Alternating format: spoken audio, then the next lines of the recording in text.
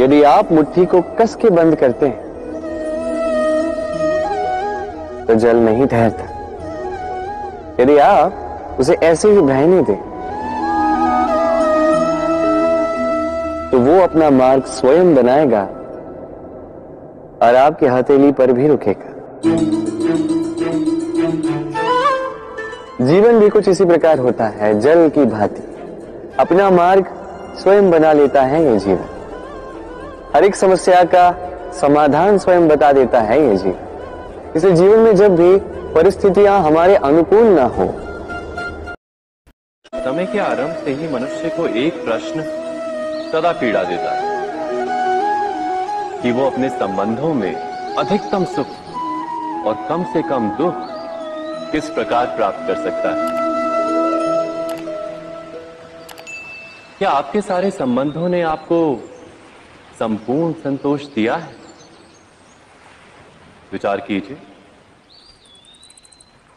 हमारा जीवन संबंधों पर आधारित है, हमारी सुरक्षा संबंधों पर आधारित है। इसी कारण हमारे जीवन के सारे सुखों का आधार भी संबंध है। किंतु फिर भी हमें संबंधों में ही अधिकतर दुख क्यों प्राप्त होते हैं? सदा ही संघर्ष भी संबंधों से ही उत्पन्न क्यों हो जाते हैं? कभी विचार किया है? जब कोई व्यक्ति किसी अन्य व्यक्ति के विचार अथवा कार्य को स्वीकार नहीं करता, उसमें परिवर्तन करने का प्रयत्न करता है, तो संघर्ष जन्म लेता है। अर्थात जितना अधिक अस्वीकार उतना ही अधिक संघर्ष, और जितना अधिक स्वीकार उतना ही अधिक सुख। मनुष्य स्वभाव की यही विचित्रता है सखी। जिस प्रकार झूला एक और पहुंचते ही विरुद्ध की ओर आकर्षित होकर औंधी गति आरंभ कर देता है, वैसे बुद्धिमान मनुष्य कार्य के पूर्ण होने के समय पर ही विरुद्ध विचार करने लगता है।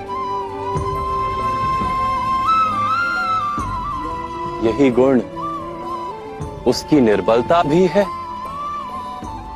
और उसकी शक्ति भी। इसी गुण के कारण मनुष्य पाप और अत्याचार से बचा रहता है,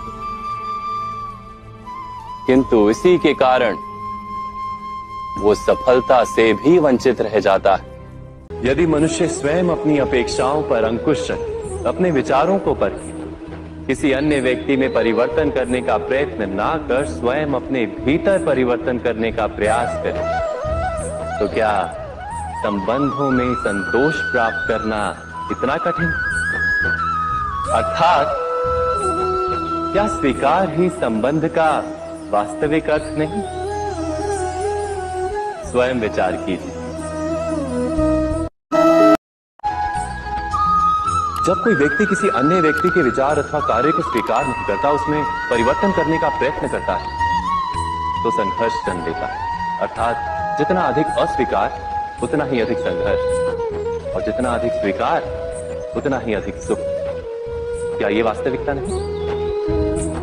यदि मनुष्य स्वयं अपनी अपेक्षाओं पर अंकुश रखे, अपने विचारों को परखे, किसी अन्य व्यक्ति में परिवर्तन करने का प्रयत्न ना कर स्वयं अपने भीतर परिवर्तन करने का कभी विचार किया है? जो स्थिति अथवा वस्तु भय को जन्म देती है, क्या वहीं से वास्तव में दुख आता है?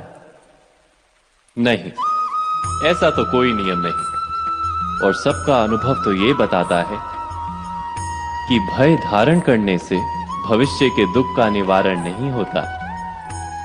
भय केवल आने वाले दुख की कल्पना मात्र ही है, वास्तविकता से इसका कोई संबंध नहीं है। तो क्या ये जानते हुए भी कि भय कुछ और नहीं, केवल कल्पना मात्र ही है, इससे मुक्त होकर निर्भय बन पाना क्या बहुत कठिन है?